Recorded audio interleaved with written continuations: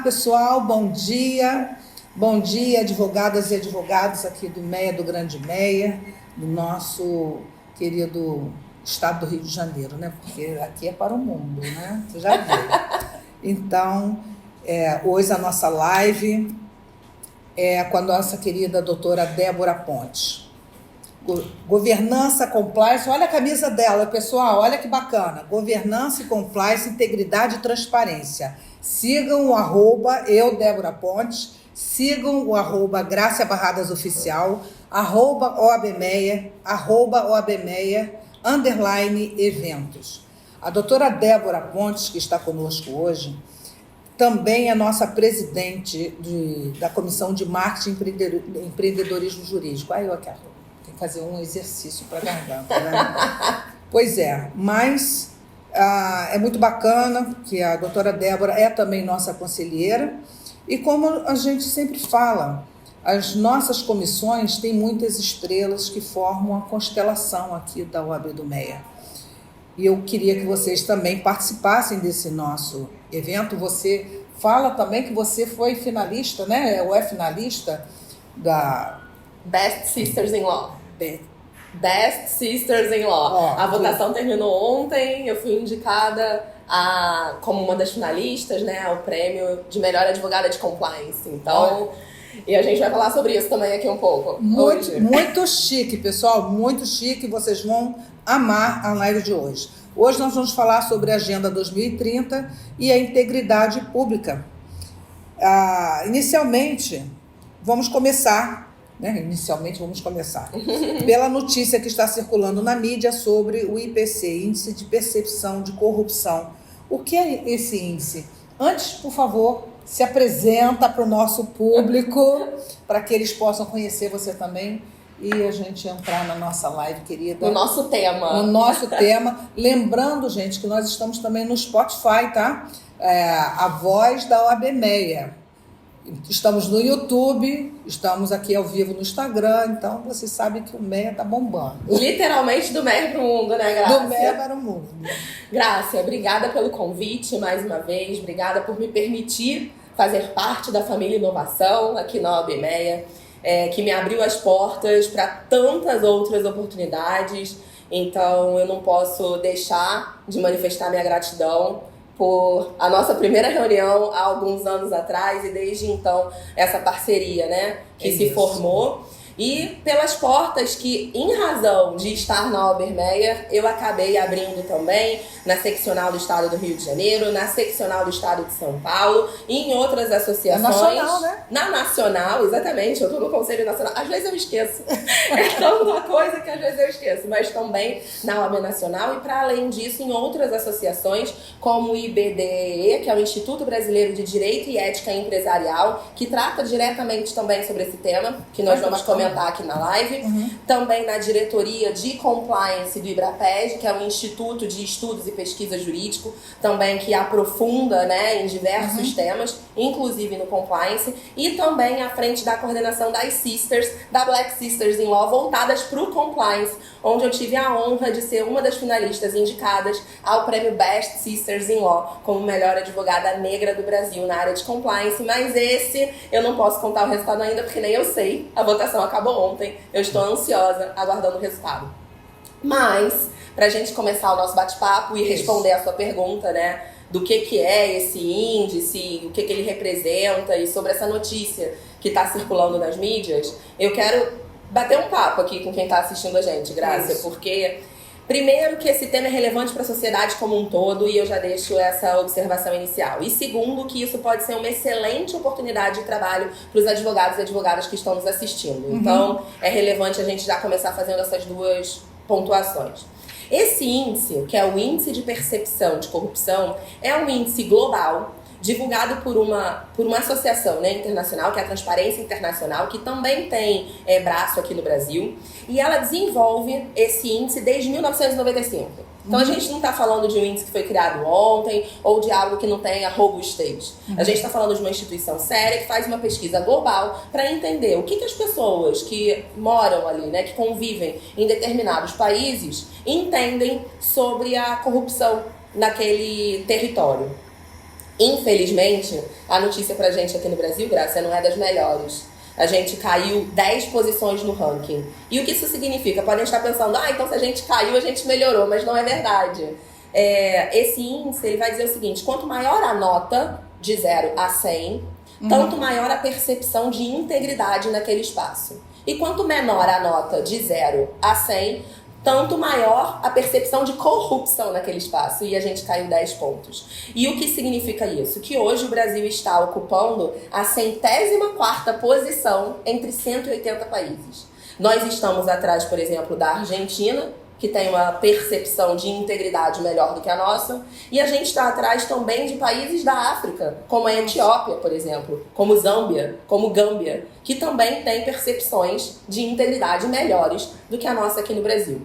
E aí, sem entrar em debates políticos, porque esse não é o nosso objetivo. O nosso objetivo é entender como esse índice afeta na nossa vida enquanto sociedade e enquanto advogados e advogadas.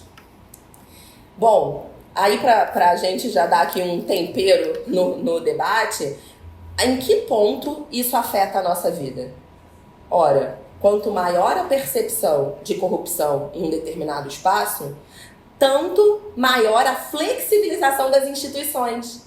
Então, se a população, se a sociedade não enxerga instituições fortes, como a gente vai conseguir progredir enquanto sociedade nas agendas, por exemplo, Desenvolvimento Sustentável 2030 e como, por exemplo, nas agendas de desenvolvimento diário que a gente precisa caminhar? Erradicação da pobreza, redução das desigualdades sociais. Todos esses são objetivos que a gente precisa atingir enquanto sociedade e que a corrupção atua como um verdadeiro câncer.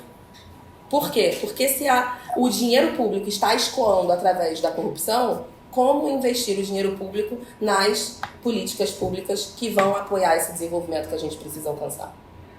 Então já fica esse ponto de reflexão para quem está nos assistindo. Quem quiser e puder mandar comentários a respeito do tema e mandar perguntas também sobre isso que a gente está conversando, serão todas muito bem-vindas. Ótimo. Inclusive, Débora, nós iniciamos as nossas lives com a doutora Viviane Fernandes, que é presidente da Comissão de Direito Ambiental. Sim. Nós vamos ter esse ano, estamos aqui no Rio de Janeiro sediando o G20. Né? Isso. Como é que se comporta esses assuntos, o direito ambiental, a parte do compliance, como é que eles se entrosam? O que você pode trazer para os nossos colegas advogados essa informação e para o nosso público, né? Porque não é somente advogados que assistem às nossas lives, né? Sem dúvida. Então, esses são temas muito relevantes. A gente, de fato, no Brasil, né? O Brasil, esse ano, vai sediar o encontro do G20, que são as maiores potências, né, mundiais, incluindo o Brasil, a Rússia e algumas outras. E aí, o que acontece nesse encontro? São debatidas metas globais. Por óbvio que quanto mais próximo a gente chega da Agenda 2030, né, conforme os anos vão passando, mais próximo da entrega dos Objetivos de Desenvolvimento Sustentável da Agenda 2030 a gente chega. E esses pontos vão ser discutidos aqui no Rio de Janeiro, sem sombra de dúvidas. Existe um GT, que é um grupo de trabalho voltado para desenvolvimento sustentável, em que a gente vai discutir exatamente aquelas questões que eu comentei antes. Erradicação da pobreza, redução da desigualdade social, atenção à questão climática, atenção aos recursos naturais, e aí a gente começa a dialogar diretamente, por exemplo, com o tema da presidente da Comissão de Direito Ambiental aqui da OAB Meyer. Então, quando a gente estabelece, né, quando mundialmente foram estabelecidos os 17 Objetivos de Desenvolvimento Sustentável para a Agenda 2030, que a gente conhece como os ODS, a gente buscou ali atender alguns pilares. Então, um pilar de desenvolvimento social, um pilar de desenvolvimento ambiental, e aí mais uma vez a gente relaciona as questões, um pilar de desenvolvimento econômico e um pilar de desenvolvimento institucional, que se relaciona muito bem com o que a gente conversou no início, sobre fortalecimento das instituições para a gente ter um aumento da percepção de integridade em um determinado país. E por que a gente conversa tudo isso e coloca nesse bolo aqui, né, de tudo que está escrito na camisa, de transparência, de compliance, integridade e governança? Porque, por óbvio, se a gente não consegue desenvolver políticas públicas eficazes, voltadas para a integridade pública, mas o que é integridade pública? A gente pode resumir como atividades voltadas ao combate à corrupção. Atividades voltadas ao combate à corrupção, elas são um dos pilares que precisam ser desenvolvidos dentro de um programa de compliance, que é um programa maior, que vai estar voltado para outros pilares também. Então, quando a gente permite a flexibilização, por exemplo, de valores, de comportamentos, seja no ambiente público, seja no ambiente privado, né? Porque as empresas, grandes ou pequenas, contribuem sobremaneira para o desenvolvimento de um ambiente íntegro, um ambiente em que repudia a corrupção. A gente começa a ter o fortalecimento automático também dessas instituições. Quando a gente não flexibiliza os nossos comportamentos e os nossos valores, automaticamente a gente consegue também um fortalecimento dessas instituições na medida em que práticas de suborno são reduzidas, na medida em que outras práticas, né, por exemplo, de conflitos de interesse, também são reduzidas. Talvez a principal mazela que a gente vivencie, né, para poder implementar agendas de integridade pública e programas robustos de compliance nas empresas, tenham elas o tamanho que for, é justamente a questão do conflito de interesses, que é quando eu, enquanto particular, sobreponho o meu interesse ao interesse da coletividade. E a gente vê isso em diversas matérias jornalísticas todos os dias nos jornais, no mundo todo. Vou fazer um parênteses aqui, doutora Débora, porque nós temos um foco muito direcionado para a jovem advocacia. E não somente a jovem advocacia, né? O direito hoje ele está se abrindo em leque de especializações tamanhas que às vezes o pessoal se perde no conhecimento ou para onde é que ele vai caminhar. São muitas as possibilidades, São muitas as possibilidades. Verdade. E aí, até para que esse nosso público possa entender e possa enxergar o compliance como também uma especialização de excelência para a sua atividade, né? Você pode explicar exatamente esse termo, governança e compliance, integridade e transparência?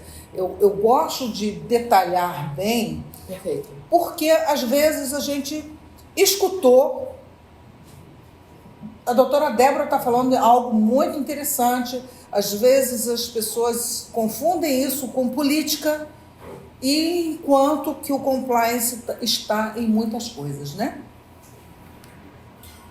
Entendi. Entendeu? Bom, vamos por partes, né, Grácia? Primeiro que a jovem advocacia, de fato, recebe estímulos diários em várias áreas do direito. Sejam as ditas áreas tradicionais do direito, como as áreas mais novas do direito. A gente não pode deixar de dizer aqui que o direito atende a uma sociedade constantemente em transformação, o que nos leva automaticamente ao entendimento de que novas áreas sempre vão surgir para novas demandas. Sim. Correto? Certo. Perfeito. Partindo dessa premissa, o compliance, a governança, a integridade pública e a transparência se põem como uma possibilidade de nicho de atuação para os advogados e advogadas. Sem dúvida. Quais são pontos relevantes e interessantes de se trazer aqui? Primeiro, talvez o que a gente tenha trazido aqui de informação no início esteja muito relacionado a questões de ética, de valores morais, e talvez fique difícil para quem está assistindo a gente tangibilizar isso, né? Tá bom, mas como é que eu trabalho com isso? O que eu tenho que fazer? O que eu tenho que estudar? Sim, né? Exato. Então, como é que a gente materializa essas coisas? Primeiro ponto, o compliance, há quem diga que compliance vem do verbo to comply em inglês, que significa estar em conformidade. Tá bom, e o que isso significa? Né? Então criaram uma linha jurídica, uma linha de atuação profissional para determinar que as empresas e as pessoas sigam a lei?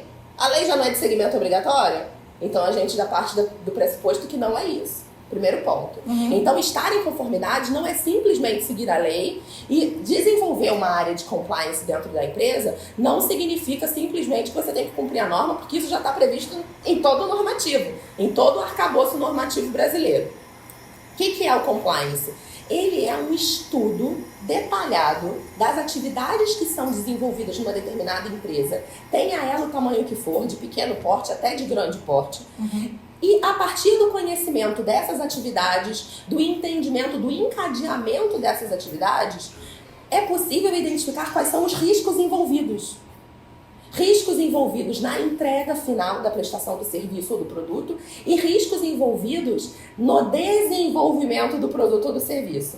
E aí, a partir da identificação desses riscos, do mapeamento desses riscos, a empresa vai poder adotar medidas e desenvolver documentos internos mesmo, código de ética e conduta, por exemplo, algumas regras internas que possam ser seguidas pelos funcionários durante o dia a dia da empresa, algumas regras que tenham que ser seguidas, por exemplo, no relacionamento entre esses funcionários e servidores públicos ou qualquer tipo de agente público, seja ele um agente público político ou não. Então, vão sendo analisados os riscos e para cada risco vai sendo analisado um tipo de resposta, um tipo de conduta que se espera dentro daquela empresa. E aí tá bom, o fato é, somos pessoas. E pessoas, independentemente de terem normas a serem seguidas, elas podem simplesmente não seguir aquelas regras.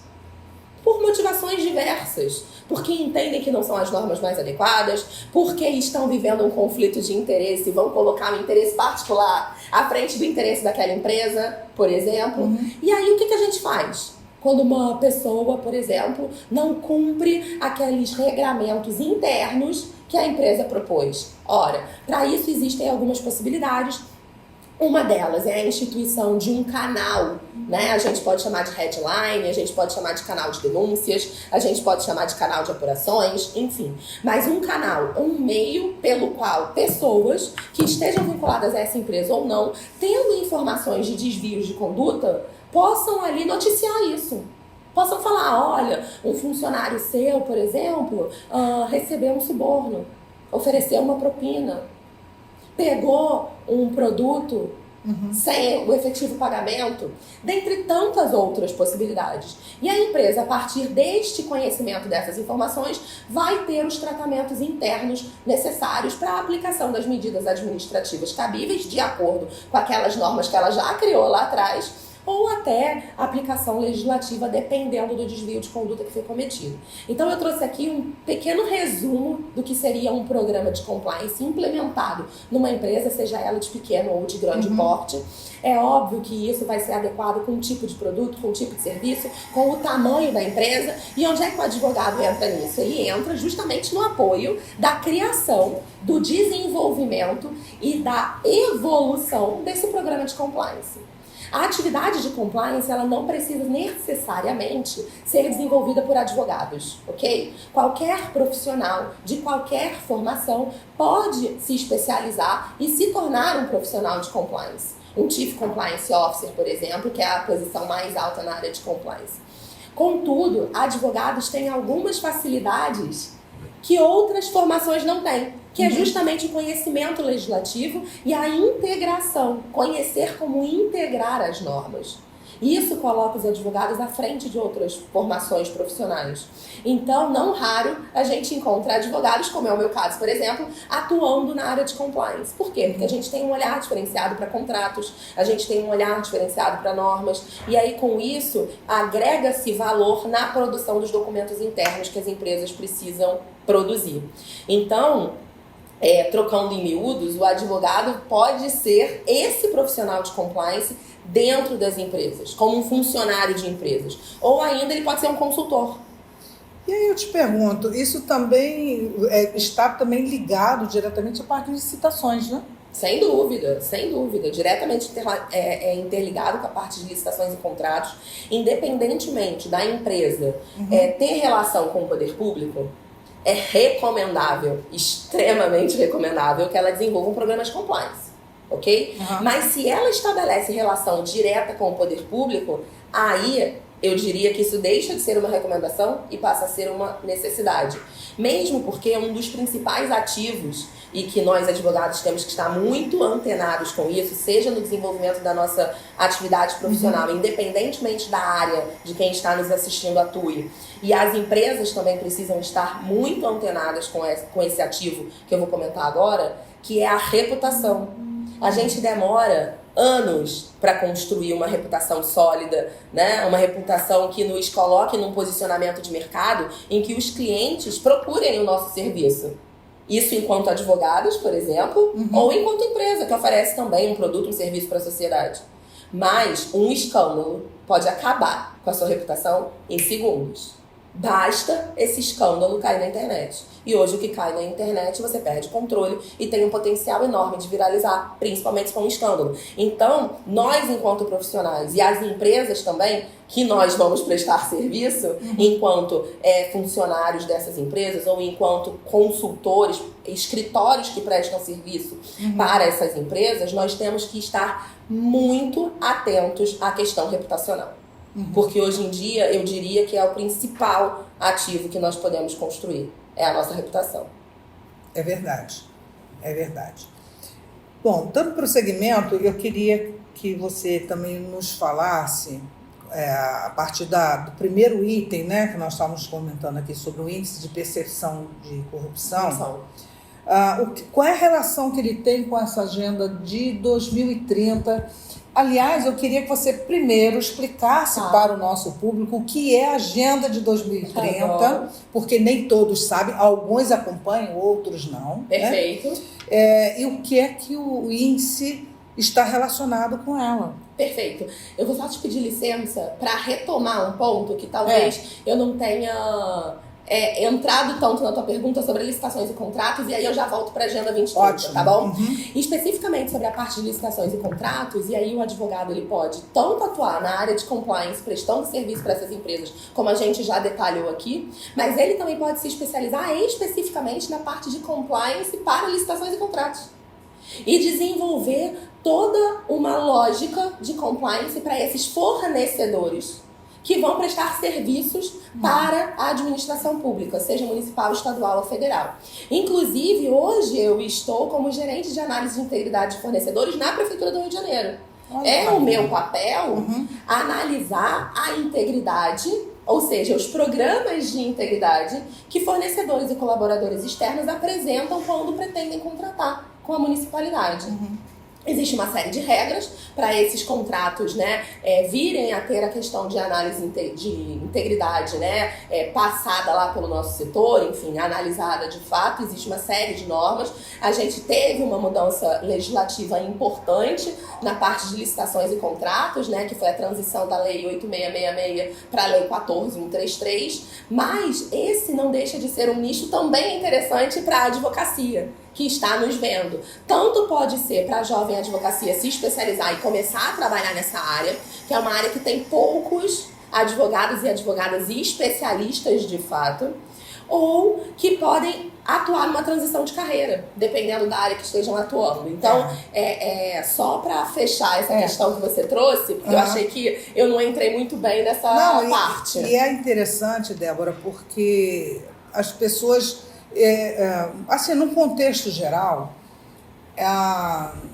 não conseguem, às vezes, entender a importância da parte de licitações, acham que isso não tem nada a ver com advocacia.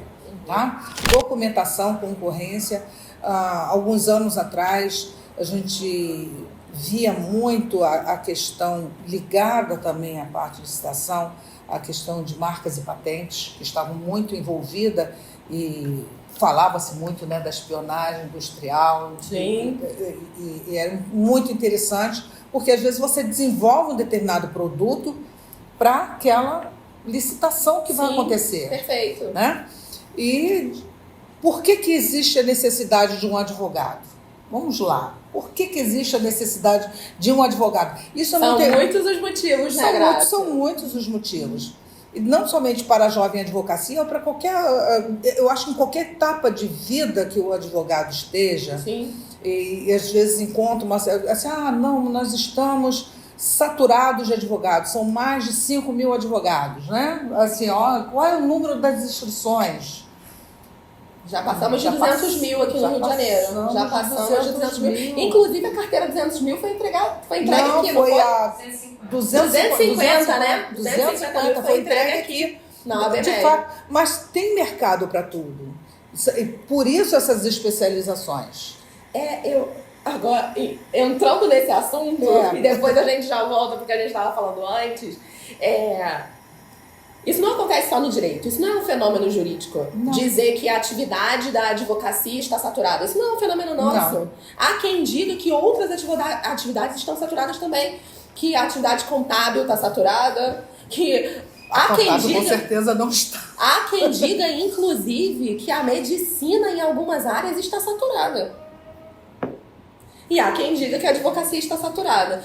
E aí, quem vai falar agora, neste momento, é a sua presidente da Comissão de Marketing e Empreendedorismo Jurídico. Profissão saturada é aquela que o profissional não se atualiza para entregar aquilo que a sociedade precisa. De fato, se você não se atualiza, se você não estuda e se você não evolui de acordo com a sociedade, sim, a advocacia está saturada para você. Mas ela não está saturada para todo mundo. E aí eu vou fechar esse parênteses porque a presidente já falou, da comissão já falou. Vou voltar para a licitação. Senão a gente entra aqui no marketing e vai. Bom, nós falamos sobre... Mas aí a sua pergunta, né, que eu acabei fazendo um retorno, eu vou responder o que você perguntou relacionado à Agenda 2030, né? Pra gente explicar o que é a Agenda 2030, afinal de contas, pode ter... nem todas as pessoas que estão aqui nos acompanhando conhecem a Agenda 2030, ou então tem uma percepção que não é exatamente o que é a agenda. Então vamos lá. A Agenda 2030 nada mais são do que objetivos para o desenvolvimento sustentável. São metas que foram criadas para compreensão de que a gente precisa evoluir enquanto humanidade, ok? São 17 os objetivos sustentáveis. Dentre esses 17 objetivos sustentáveis, cada um deles, Grácia, é subdividido em outras metas, ok? E essas outras metas é que os países estão se empenhando, de fato, para cumpri-las até o ano de 2030. Por isso a gente chama de Agenda 2030. Mas, Débora, quando é que essas metas foram estabelecidas? Essas metas foram estabelecidas em 2015, com o objetivo de que em 15 anos os países evoluíssem e entregassem melhores resultados voltados para desenvolvimento sustentável. Mas, Débora, o que é o desenvolvimento sustentável? Desenvolvimento sustentável, se a gente fizer um resumo bem enxugadinho, é a gente conseguir continuar produzindo, continuar entregando produtos e serviços dentro dos nossos territórios, sem gerar escassez de recurso. Mas, Débora, que recurso? Todos. O que é recurso? Tudo aquilo que a gente usa para produzir um determinado produto ou serviço. Então, a gente está falando aqui de recursos financeiros? Sim. A gente está falando de recursos ambientais? Sim, também. A gente está falando de recursos humanos? Sim, também. Então, a gente está falando de todos os tipos de recurso. Mesmo por isso, a gente pode dizer que esses ODS, que são os Objetivos de Desenvolvimento Sustentável, são baseados em alguns pilares que a gente já comentou aqui no início, né? Que é o pilar de desenvolvimento social, o pilar de desenvolvimento ambiental, o pilar de desenvolvimento econômico e o pilar de desenvolvimento das instituições. Porque entende-se que desenvolvendo esses 4 pilares, e eles estão distribuídos em todos os ODS e dentro das metas que eles se desdobram, e se eu não estiver enganada, a gente está falando de 169 metas para serem atingidas até 2030. Todos esses 4 pilares estão contemplados. E aí, qual é a conexão com que a gente trouxe como título da live? Qual é a conexão com todos os elementos que estão escritos na minha camisa? Dentro desses objetivos, a gente tem alguns em que a parte da corrupção e da integridade pública se destacam sobremaneira. A gente tem o objetivo 1, por exemplo, em que a gente vai tratar da erradicação da pobreza. A gente tem o objetivo 10, em que a gente vai falar da redução das desigualdades sociais. E a gente tem o objetivo 16, em que a gente vai falar justamente do fortalecimento das instituições. E quando a gente chegar lá nesse e abre o objetivo 16, né, o ODS 16, a gente abre para visualizar as metas, a gente tem uma delas lá, que é específica, para corrupção e redução de atividades de suborno. Por que isso? Porque, ao fim e ao cabo, tratar a corrupção enquanto uma mazela, como um guarda-chuva, uma mazela, uma supra-mazela, digamos assim. Enquanto a gente não resolve a questão da corrupção, a gente não consegue aplicar adequadamente recursos financeiros públicos, recursos humanos públicos nas atividades que a gente precisa implementar. Mas você mesmo colocou pra gente aqui. Perfeito. Que o índice, nós caímos entre parênteses, né? Nós subimos nessa escala de corrupção, não é isso? E o que está sendo feito para combater isso? É uma excelente pergunta, porque existem políticas voltadas para a integridade pública, ou seja, políticas voltadas para a corrupção, em todos os níveis governamentais, no nível municipal, estadual e no nível federal também. Mas o que está sendo feito precisa ganhar força e ganhar tração na sociedade. Algumas notícias ganharam a mídia e impactaram sobremaneira no último ano na percepção da análise de corrupção pela sociedade. Então, talvez a principal delas que eu posso trazer aqui foi a flexibilização da lei das estatais, em que a gente tinha um critério técnico de nomeação para cargos técnicos e esse normativo acabou sendo flexibilizado. Sem dúvida, isso acaba influenciando numa percepção negativa, mas o que a gente precisa construir e fortalecer são práticas voltadas para a integridade. Então, por exemplo, no município do Rio de Janeiro, a gente tem alguns movimentos desenvolvidos em parceria com instituições, como o Ministério Público, por exemplo. Existe um projeto chamado Na Moral, em que leva conceitos anticorrupção, conceitos de conflitos de interesse para a escola. Entendi. Então, isso é super importante, porque, Grácia, a nossa grande dificuldade é que os programas e as políticas públicas voltadas para o combate à corrupção estão voltadas para pegar os grandes problemas, os grandes escândalos. Mas os grandes escândalos não começam grandes. Começam pequenos. Os grandes escândalos começam com o comportamento de alguém. E é aí que a gente tem que atuar. Basicamente educação, né? Basicamente educação. Por isso a gente fala muito do compliance comportamental. O desenvolvimento de uma cultura de integridade. É desenvolver treinamentos, desenvolver cursos e levar isso principalmente para a escola. Porque a criança é um dos principais multiplicadores sociais que a gente tem. E agora eu vou te fazer uma pergunta. Quando você entra, que um dos pilares é a erradicação da pobreza. Perfeito. Nós estamos vendo cada vez mais empresas fechando, né? Aqui no próprio município do Rio de Janeiro, nós vemos um centro da cidade com lojas fechadas. Aqui no nosso Meia Grande Meia, tanto de um lado quanto de outro, lojas fechadas, muito desemprego, muitos moradores de rua, ausência de programas de atendimento para essas pessoas que são moradores de rua, programas sociais, programas de recuperação ou de empregabilidade. E o que você pode me falar sobre isso? Não somente, vamos lá, para a Agenda 2030, e se isso também está, de alguma maneira, eu entendo que sim, dentro do G20. Sim, esses assuntos todos, né, desenvolvimento sustentável, eles fazem parte do encontro do G20, eles são debatidos por esses países que se reúnem no G20, até para se entender viabilidade e direcionamento para o atingimento das metas.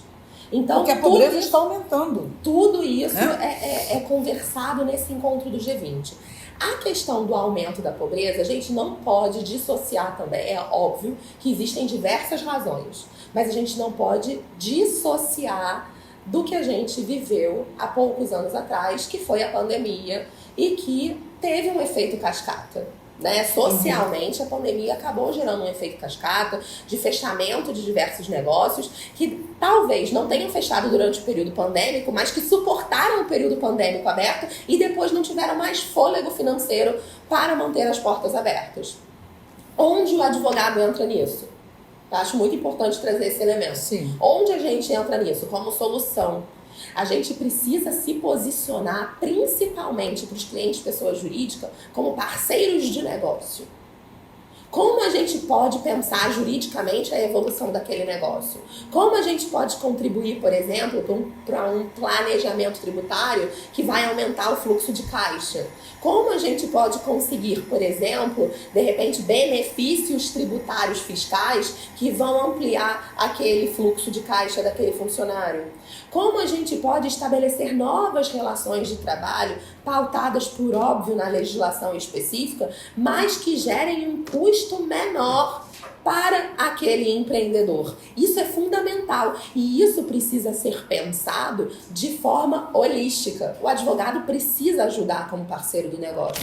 As decisões que empreendedores e empresários tomam com base exclusivamente na sobrevivência econômica do negócio. Mas se um advogado atua como parceiro desse tomador de decisão, pode ser que ele influencie positivamente a uma tomada de decisão mais sustentável. Não adianta a gente manter e ajudar a manter as portas abertas de um negócio a qualquer custo que possa fechar daqui a 2, 3 meses. A gente precisa pensar sempre na sustentabilidade. Qual é o conceito de sustentabilidade que as pessoas só levam para o ambiental? A sustentabilidade econômica também, sustentabilidade dos negócios. Eles precisam se manter abertos, gerando emprego e gerando lucro. É para isso que os negócios existem. A questão da erradicação da pobreza, Graça, e só finalizando, passa também por uma política pública de desenvolvimento de empreendedorismo. É fundamental que a gente crie cultura de empreendedorismo. E aqui eu não estou falando de uberização do trabalho, de precarização do trabalho. Eu estou falando de políticas públicas que influenciem na educação empreendedora. E isso precisa vir da base. A gente precisa formar crianças e adolescentes que se tornem adultos empreendedores. Sejam eles donos dos próprios negócios, sejam eles funcionários de empresas. Porque aí entra o empreendedorismo, né? Então você empreende, seja funcionário de alguém, seja dono do seu próprio negócio. Só que para isso a gente precisa formar a base. Voltamos à questão da educação, Débora. Mais uma vez. No passado, algumas escolas, elas... isso é muito interessante, como veio também a evolução dos estudos, ou como eles retroagiram em algumas coisas, né? Algumas escolas, elas ensinavam educação financeira. Elas ensinavam corte e costura, ensinavam pintura, algum tipo de arte ou ofício dentro do próprio estabelecimento escolar. E nós temos, praticamente a gente não vê mais isso. Então as pessoas crescem, a questão do primeiro emprego, embora nós tenhamos o programa do jovem aprendiz, né? E dos estágios, mas isso por si só não é suficiente, porque isso não traz a educação e a cultura financeira àquela pessoa para que ela possa desenvolver um trabalho. E acredito eu que nós estamos hoje caminhando também com a questão da reforma trabalhista e a questão da pandemia e dos fechamentos de muitas empresas para o trabalho autônomo, o empreendedorismo mesmo. Hoje nós temos aqui no MEA, todo mês nós temos o Café com Negócios e Empreendedorismo. Isso é um apoio que nós damos, não somente às mulheres advogadas, aos homens advogados, familiares que queiram participar conosco. Tem também a Associação dos Empreendedores, que acabou descobrindo os nossos encontros, veio também participar conosco, porque é muito importante. As pessoas, às vezes, falavam, né, no ano passado, a Grácia gosta do bazar. Não, não é a Grácia gosta do bazar, não. Isso é fundamental em entender que trabalho não é vergonha. Em absoluto. Trabalho não é vergonha. E as pessoas precisam desenvolver alguma coisa. Nós falamos isso também com relação a feminicídio, violência doméstica. Existe essa necessidade. São todas informações que a gente acaba se perdendo aqui, né? Sim. Entra na doutora Catarina, a Nízia Mas, Brito, Grácia, dando prosseguimento a isso que você trouxe, esses encontros de café com negócios que acontecem aqui fortalecem exatamente o pilar que a gente comentou ainda agora, de trazer o advogado como parceiro do negócio. Como parceiro do negócio. Não é sobre bazar, ou sobre desenvolvimento de feiras, ou sobre o advogado desenvolvendo atividades paralelas, o que também não tem problema nenhum, né? Porque hoje a gente vive num mundo multitarefa. Mas, quanto mais parceiro dos negócios dos nossos clientes a gente for, mais longevidade a gente tem na prestação de serviço para aquele cliente e mais a gente aprende de forma integral, a prestar um serviço integral. Não só de forma isolada, mas também buscando apoio em outros colegas advogados e advogadas para atuação em parceria para o atendimento integral daquele negócio. O mais importante é a atuação em parceria. E mais uma vez isso passa por comportamento.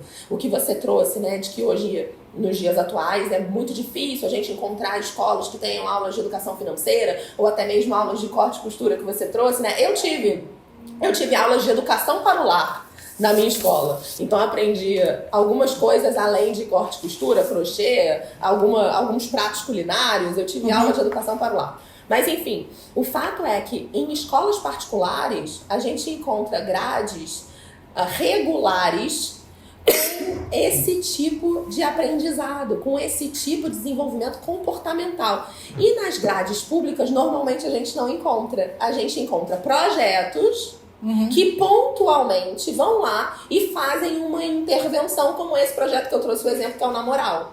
Ele não faz parte da grade regular, ele é uma intervenção pontual. No dia que o projeto vai lá, seja esse ou seja qualquer outro, é ótimo.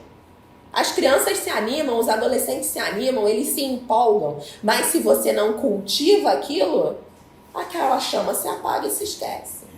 Mais uma vez a gente passa pela educação e para o desenvolvimento de comportamentos empreendedores. A gente precisa cada vez mais de advogados empreendedores e de crianças, adolescentes e adultos empreendedores, independentemente do ambiente que eles façam parte. E de políticas públicas que suportem isso, seja na parte de educação, seja na parte do desenvolvimento das cidades, do emprego, desenvolvimento de primeiro emprego, enfim. A gente precisa, de fato, de políticas públicas que suportem esse desenvolvimento de forma sustentável. Chegou aqui uma pergunta.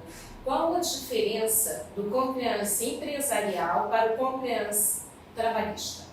Então, vamos lá. A pergunta é, qual é a diferença entre o compliance empresarial e o compliance trabalhista? Bom, essa questão pode ser que eu gere alguma polêmica para quem está assistindo, mas no meu entendimento, compliance ele é integral. Ou você tem uma empresa em compliance ou não. No meu entendimento, não tem como a gente fazer compliance trabalhista só, compliance tributário só, dentre outros tipos de compliance que se vendem vários cursos por aí, né? De compliance fiscal, compliance aduaneiro, compliance trabalhista e diversos outros. Então, aí falam, por exemplo, do compliance empresarial. Existe compliance.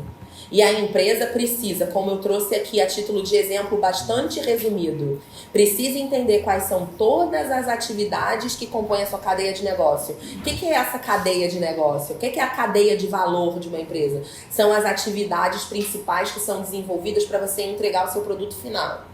A empresa precisa conhecer isso com o apoio de um consultor em compliance, que pode ser um advogado ou uma advogada, sem dúvida, como a gente também já conversou. E entendendo essas atividades, ele vai entender, o profissional, né, o consultor, junto com o empreendedor ou o empresário, ou o setor específico da empresa, eles vão entender quais são os riscos envolvidos naquela atividade. Riscos fiscais, riscos trabalhistas, riscos operacionais, riscos de reputação. São vários riscos.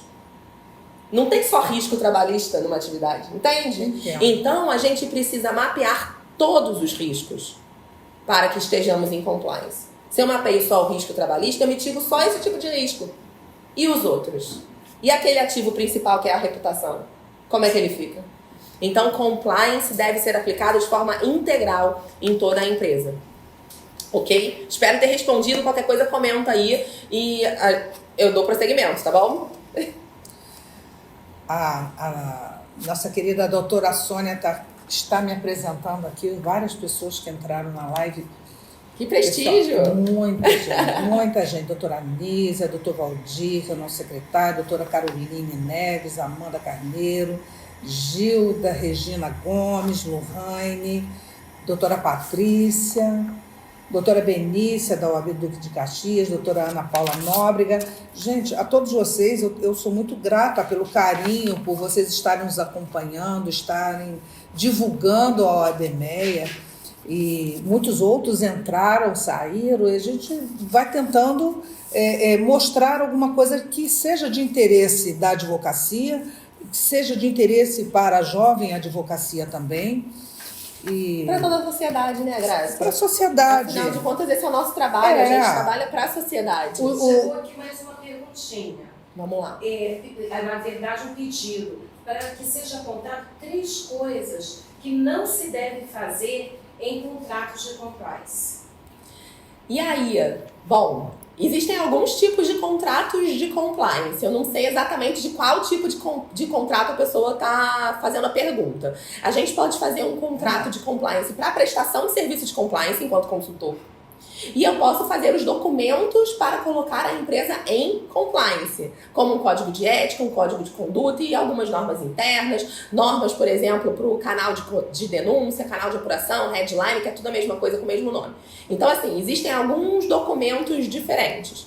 Falando especificamente aqui do nosso público da advocacia e pensando no contrato de prestação de serviço de compliance, o que deve ter, né? 3 coisas que devem ter, o que não deve ter. Não deve ter, não deve se ter. fazer. Não deve se fazer nesses contratos. Bom, quando você vai prestar um serviço de compliance, você não deve ser genérico demais, porque eu acabei de dizer que colocar uma empresa em compliance é você analisar todos os riscos dela, mapear esses riscos e propor atividades que vão mitigá-los. Se você não for fazer isso na empresa inteira, você não pode ser genérico. Você tem que dizer que você vai fazer análise de risco trabalhista, análise de risco fiscal, ou que você vai fazer só um mapeamento de riscos para a empresa fazer a própria avaliação. Então você primeiro precisa definir qual é a sua prestação de serviço. Então você não pode ser genérico, essa é a coisa número 1. A outra coisa que é muito importante é com relação à precificação de contratos de compliance, quando você vai prestar um serviço de compliance. O teu escopo de atividade vai estar diretamente relacionado ao valor dos teus honorários. Então, cuidado com isso. A prestação de serviço de consultoria em compliance, ela é trabalhosa, ela demora. Você não fica pouco tempo na empresa, você não pode ou não deve fazer isso de forma remota. É importante que você vá lá, que você observe os fluxos de trabalho, conheça. Então, tudo isso vai te demandar tempo. Então, cuidado na precificação. Então, a segunda coisa que você não deve fazer é colocar valores baixos demais ou sem deixar uma cláusula de valor em aberto. Então, o valor é X, vamos supor, o valor é R$10 mil para prestação desse escopo. Mas, se for identificada algumas possibilidades, como essa, vai ser repactuado o valor. Então, a outra coisa que você não deve fazer é deixar essa cláusula de preço fechada, sem a possibilidade de você trazer ali um honorário adicional com base em algo que você vai identificar na sua prestação de serviço. E a terceira coisa que é muito importante é você você não deixar a prestação de serviço vinculada só a você. É interessante que você abra a possibilidade de trazer parceiros para a prestação desse serviço. Por quê? Mais uma vez, é um serviço complexo, é um serviço demorado. Então, se você abrir ali no contrato a possibilidade de atuar em conjunto, em parceria com outros profissionais, isso vai facilitar e acelerar a entrega da prestação de serviço. Ok? Então, não deixe o objeto do contrato genérico demais, não deixe a cláusula de precificação fechada demais e não deixe o contrato personalíssimo, ou seja, em que só você possa atuar. Então, eu diria essas 3 coisas. Se for um outro tipo de contrato, depois comenta aí embaixo ou me manda um direct que a gente conversa melhor. Beleza? Acho que vou te contratar. Então ótimo! @eu_Débora_Pontes, só me mandar um direct e eu já te mando uma proposta. Estamos aí para isso. Tem mais alguma pergunta? Não, chegou uma pergunta. Eu entendo que é bem difícil, né, as perguntas com relação ao compliance, porque ainda é um assunto novo, não é um assunto muito debatido. Não é exatamente uma área tradicional do direito. Exato. Nem é uma área só do direito, como a gente já conversou, então, independentemente da profissão, os profissionais podem se especializar em compliance. Débora, como eu me especializo em compliance, o que você fez? Se vocês forem olhar no meu currículo, eu não tenho uma pós-graduação em compliance. E eu não tenho certificação em compliance ainda. Vou fazer uma internacional esse ano. Mas, o que eu fiz? Eu fui entender de negócios, então eu tenho um LLM em Direito Corporativo, e eu fui entender de projetos e processos. E aí eu tenho um MBA de Processos e Projetos. Então isso é muito importante. E aí eu fui aprender mais sobre as rotinas organizacionais, que são esses processos, que é justamente onde tem o link, e onde tem o link tem risco. Então eu fui entender melhor sobre isso, e aí por isso eu tenho um mestrado em administração. Então vejam bem, a formação do profissional de compliance, seja advogado ou não, mas aqui eu imagino que estou falando mais com advogados e advogadas, ela precisa ser uma formação transversal. É preciso ser parceiro do negócio, é preciso entender do negócio e aí ter formações que te agreguem valor nesse sentido. É o que eu recomendo. E não obstante, existem diversas pós-graduações só de compliance no mercado que são ótimas. Existem escolas especializadas só em ética e compliance, também são muito legais. Se você está na dúvida, eu atuo ou não atuo com compliance? Talvez valha a pena começar aprendendo sobre contratos, que é uma das especializações que eu também tenho. Contratos é muito importante, porque nos contratos você também identifica muitos riscos. Então é bacana também começar por contratos ou frequente eventos sobre compliance e integridade. E aí você vai começar a entender o que é debatido nesses eventos, o que os profissionais estão falando, em que eles estão focando profissionalmente, para você entender, faz sentido para mim fazer uma transição de carreira para compliance? Faz sentido para mim, que sou jovem advogada, começar a investir nessa área? E aí eu acho que é um bom começo. Uma outra possibilidade, @eu_Débora_Ponte, me manda um direct e a gente conversa. E aí a gente debate mais sobre compliance, transparência, governança e integridade pública. Temos mais algum tempo, gente? Se tivermos mais algum tempo, eu gostaria então que você falasse sobre os outros 2 pilares. Nós falamos sobre aqui a erradicação da pobreza e falamos sobre o fortalecimento das instituições. Na verdade, eu trouxe alguns ODS, né, que são os Objetivos de Desenvolvimento Sustentável, mais ligados à questão da corrupção. Então, erradicação da pobreza, o ODS 1, a parte de desenvolvimento sustentável, o ODS 10, e a parte de fortalecimento das instituições, ODS 16. Qual delas você acha mais, assim, todas são importantes, mas qual delas você acha que seria interessante falar? Que saia justa. Todas são muito importantes, eu ia falar exatamente isso. Não só porque eu tenho que falar isso, que todas são importantes, ou porque isso é um clichê. É mais do que isso. Os ODS, os 17 que existem, aqui eu só trouxe 3, mas são 17, que se desdobram em 169 metas, a gente não pode esquecer disso. Mas eles são todos interligados, eles são feitos em formato de teia. Então, eu não posso abrir mão de um em detrimento do outro, porque eles são feitos para dar suporte mútuo um ao outro. Veja bem, sem o fortalecimento das instituições, sem a redução da corrupção, sem a redução de atividades de suborno, como é que eu consigo gerar dinheiro público saudável para fazer investimento na erradicação da pobreza? Se eu não trabalho na erradicação da pobreza, eu continuo gerando, por exemplo, núcleos fortes de corrupção. Porque as pessoas que estão em estado de necessidade, elas vão agir para suprir o estado de necessidade, a que custo for. Certo? Veja como eles estão interligados. E aí, se eu não trabalho na erradicação da pobreza, como é que eu reduzo a desigualdade social se eu não desloco socialmente essas pessoas que estão na extrema pobreza para outras camadas sociais? Eu também não trabalho na redução da desigualdade social. Então veja que esses 3, por exemplo, que são os 3 que a gente trouxe para conversar, eles estão interligados e todos os outros estão. Se a gente para pensar, por exemplo, na questão climática, que é um dos ODSs. ODS 5.